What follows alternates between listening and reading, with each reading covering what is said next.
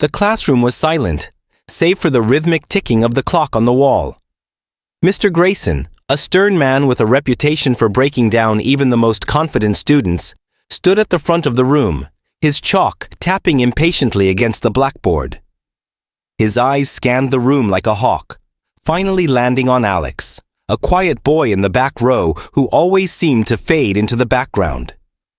"Alex," Mr. Grayson said, his voice dripping with mockery, "why don't you come up here and solve this equation for us? Unless, of course, you're too unprepared." The class snickered. Alex was known for his quiet demeanor and his tendency to daydream during lessons. No one expected much from him. But what they didn't know, what no one knew, was that Alex had a secret that was about to change everything. Alex stood slowly, his heart pounding. He could feel the weight of everyone's eyes on him as he walked to the front of the room. The equation on the board was no ordinary problem. It was a complex, multivariable calculus equation that even the top students in the class would struggle with. Mr. Grayson had chosen it specifically to humiliate him. "Take your time," Mr. Grayson said with a smirk, crossing his arms. "We wouldn't want you to feel pressured." Alex picked up the chalk, his hand trembling slightly. He stared at the equation, the numbers and symbols swirling before his eyes. But then, something clicked. His mind, which had always worked in ways he couldn't fully explain, began to unravel the problem with startling clarity. It was as if the equation was a puzzle, and he could see every piece falling into place. The room grew quieter as Alex began to write. His movements were deliberate, each step of the solution flowing effortlessly from his mind to the board. The snickers died down, replaced by murmurs of confusion, and then awe. Even Mr. Grayson's smirk faded, replaced by a look of disbelief. When Alex finally stepped back, the board was filled with a flawless solution. The class erupted into whispers, but Alex didn't hear them. He was too focused on the look on Mr. Grayson's face, a mix of shock and something else. Something like fear. "How?" Mr. Grayson stammered, his voice uncharacteristically unsteady. "How did you do that?" Alex didn't answer. He simply returned to his seat, his heart still racing. But the incident didn't end there. Word of what had happened spread like wildfire, not just through the school, but beyond.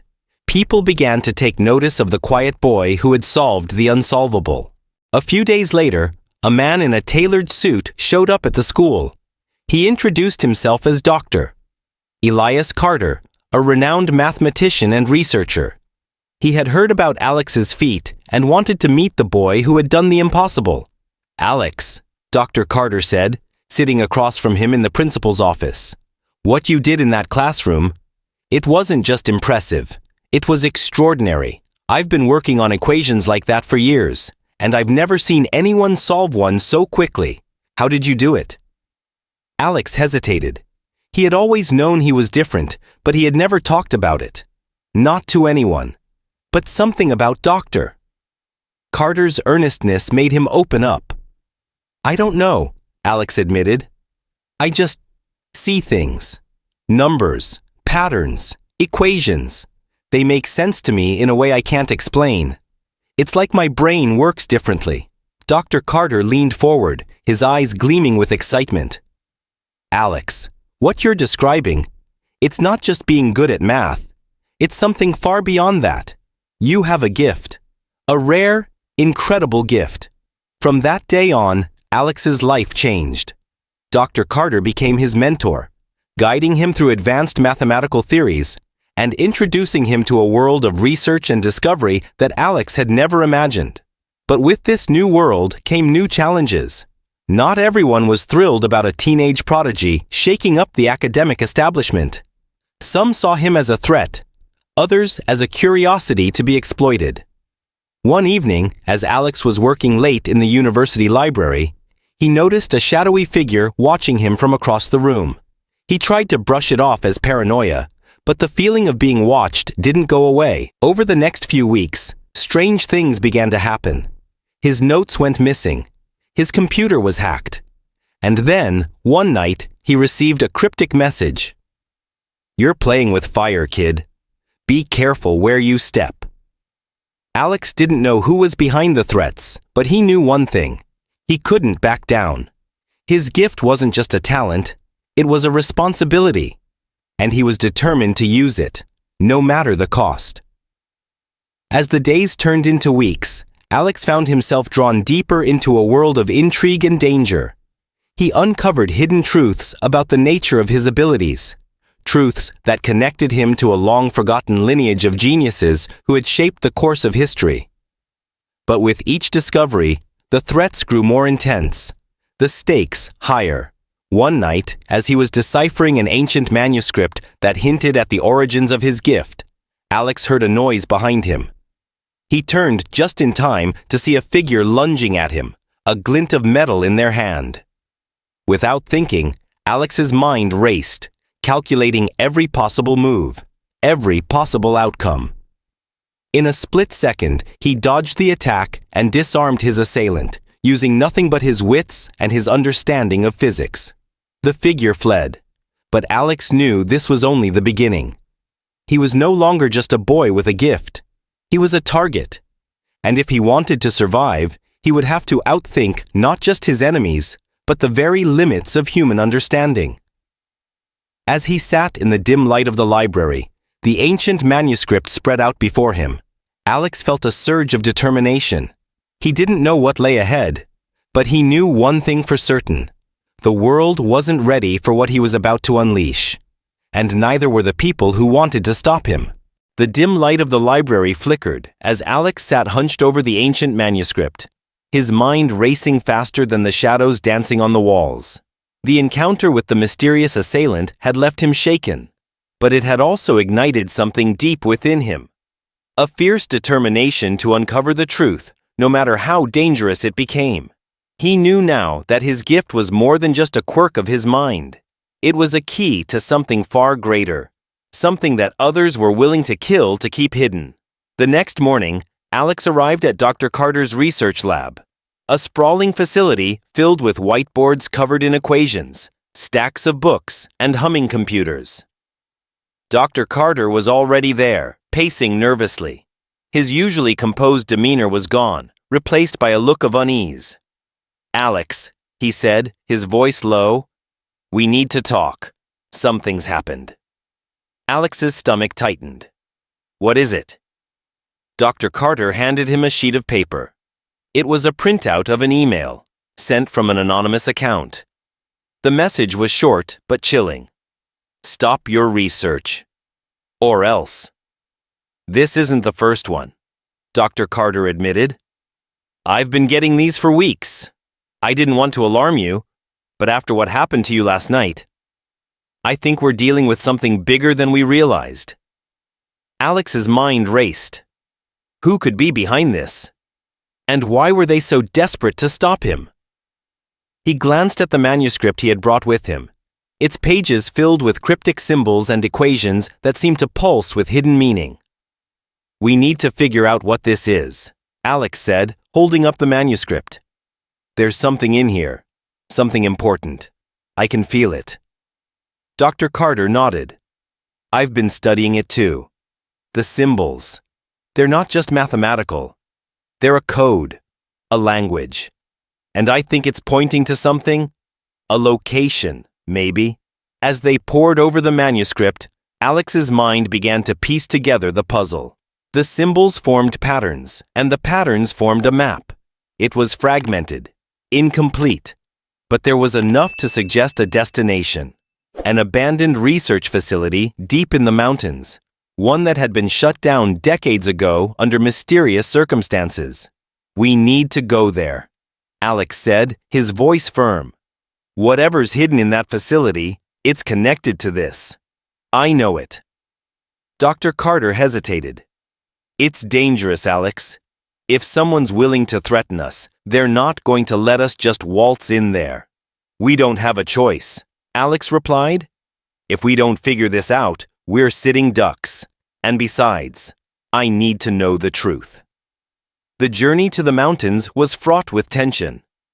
The winding roads were slick with rain, and the dense fog made it nearly impossible to see more than a few feet ahead.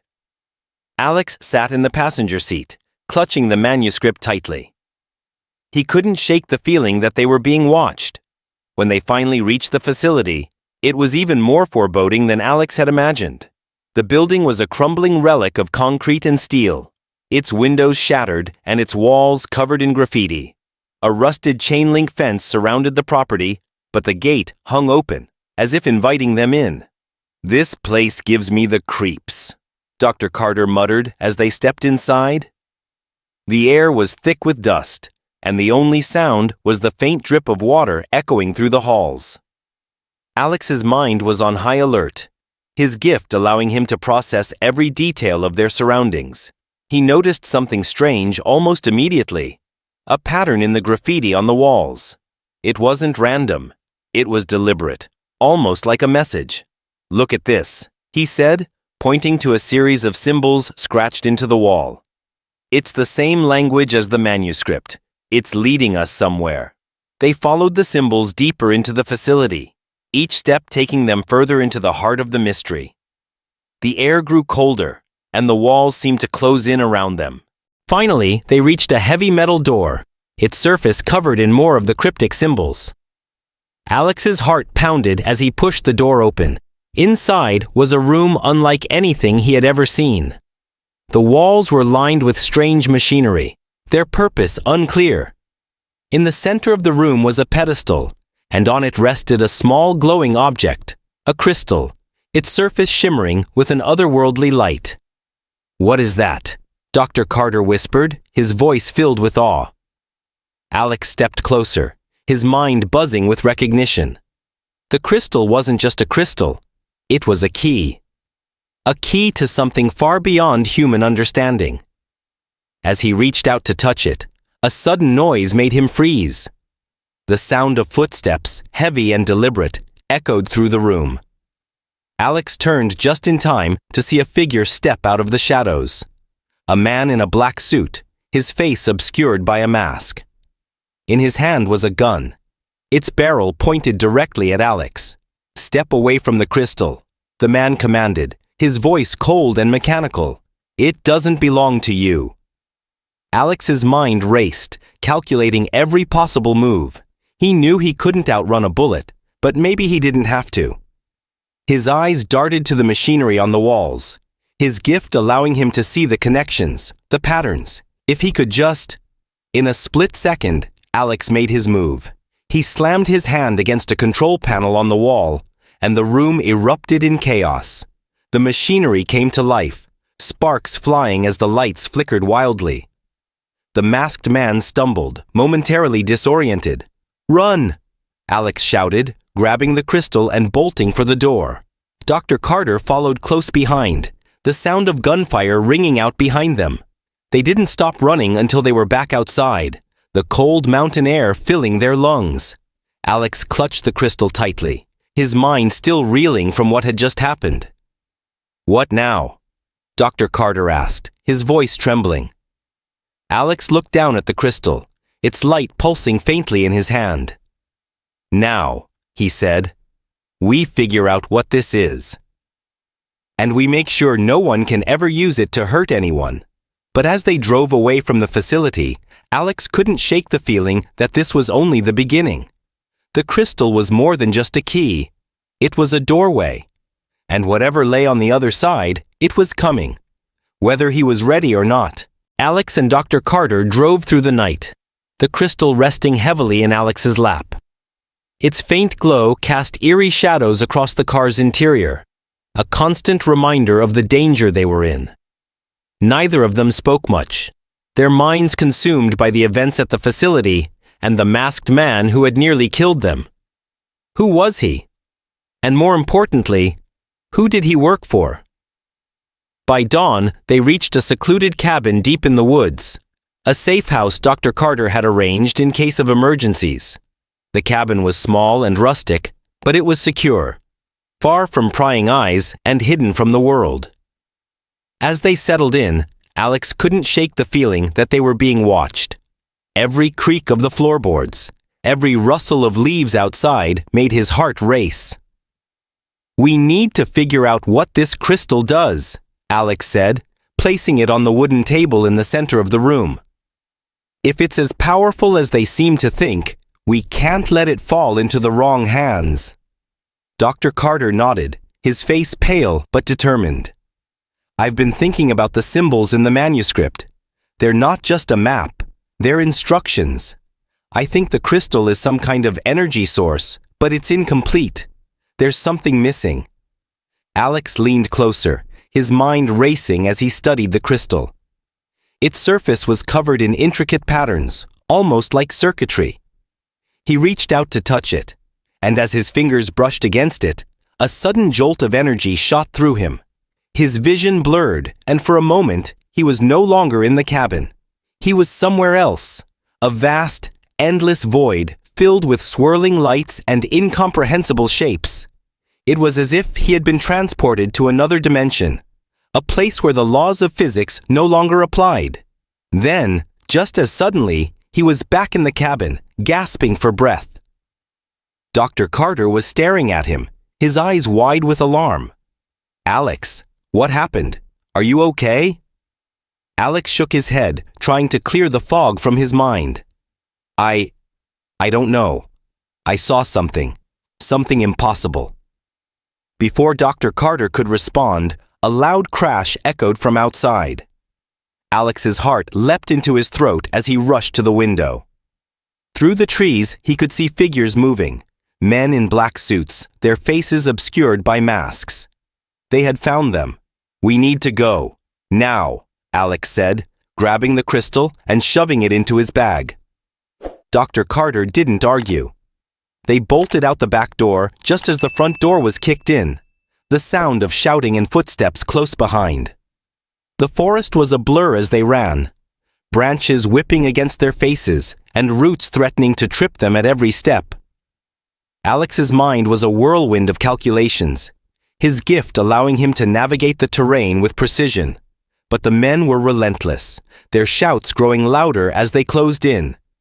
"This way!" Alex shouted, veering off the path and into a dense thicket. He could hear Dr. Carter struggling to keep up, his breathing ragged. They burst into a clearing, only to find themselves face to face with a sheer cliff. There was no way forward. "We're trapped," Dr. Carter gasped, his voice filled with despair. Alex's mind raced. He looked down at the crystal in his hand, its glow intensifying as if responding to his desperation. He didn't know what it was capable of, but he had no other choice. He closed his eyes and focused, letting his gift take over. The crystal's energy surged through him, and for a moment, he felt as if he were one with the universe. When he opened his eyes, the world had changed. The men in black suits were gone, and the forest was silent. Dr. Carter was staring at him in awe, his mouth hanging open. What did you do?" Dr. Carter whispered. Alex looked down at the crystal. Its glow had faded, and the patterns on its surface were now dull and lifeless. I think I used it," he said, his voice trembling. "But I don't know how." Before they could process what had happened, a familiar voice called out from the trees. "Alex, Dr. Carter, are you there?" It was Alex's mother. She emerged from the forest, her face filled with relief. "There you are. We've been looking everywhere for you. You've been missing for days." Alex blinked, confused. "Days? But we just got here." His mother shook her head. "No, Alex. You've been gone for 3 days. The police have been searching for you. What happened?" Alex looked at Dr. Carter, who seemed just as bewildered. The crystal in his hand felt heavy, its energy now completely drained. He didn't know how to explain what had happened, or if anyone would even believe him. The days that followed were a blur. Alex and Dr. Carter were questioned by the police, but they kept the details of the crystal and the facility to themselves. It was too dangerous to involve anyone else. The crystal was locked away, its secrets still unsolved. As time passed, Alex began to feel a strange detachment. The events in the mountains felt like a distant dream, their details fading. He tried to hold on to the memories, but they slipped away like sand. One morning, as Alex sat in his usual spot in Mr. Grayson's classroom, he felt a sudden jolt. The room spun, and for a moment, he was back in the forest, the crystal glowing in his hand. Then, just as suddenly, he was back in his seat, Mr. Grayson's mocking voice filling the room. "Alex," Mr. Grayson said, "why don't you solve this equation for us? Unless, of course, you're too unprepared." Alex blinked, his heart pounding. It was the same moment, the same words, as if nothing had happened. He looked around the classroom, the faces of his classmates unchanged. Had it all been a dream? He stood slowly, his mind reeling. As he walked to the front, he couldn't shake the feeling that something was wrong. The equation on the board was the same, but the solution came effortlessly, just as before. The class erupted into whispers, and Mr. Grayson's smirk faded. But this time, Alex didn't feel triumphant. He felt empty. As he returned to his seat, he glanced out the window, half expecting to see the forest or the crumbling facility. But there was only the schoolyard, bathed in golden light. When the bell rang, Alex lingered behind, his mind racing. He reached into his pocket, half expecting to find the crystal, but it was empty. As he walked out, he couldn't shake the feeling that something had changed, something he couldn't explain. That night, as he lay in bed, Alex stared at the ceiling, his mind drifting. The events of the past few days, or weeks, felt like a distant memory, their edges blurred. He closed his eyes, and for a moment he thought he saw the crystal's faint glow in the darkness. But when he opened his eyes, it was gone. And as he drifted off to sleep, he wondered, had it all been real? Or just a dream? The next morning, Alex woke to his alarm clock. He looked around his room. Everything was normal. The posters, the books, the sunlight streaming through the window. He took a deep breath, smiling. It had all been a dream. A strange, vivid dream, but a dream nonetheless. As he walked to school, he couldn't shake the feeling that something was watching him. He glanced over his shoulder, half expecting to see a figure in a black suit. But there was no one there. Just the faintest glimmer of light, flickering in the corner of his eye. Don't forget to like the story, comment, and subscribe to my YouTube channel. Goodbye.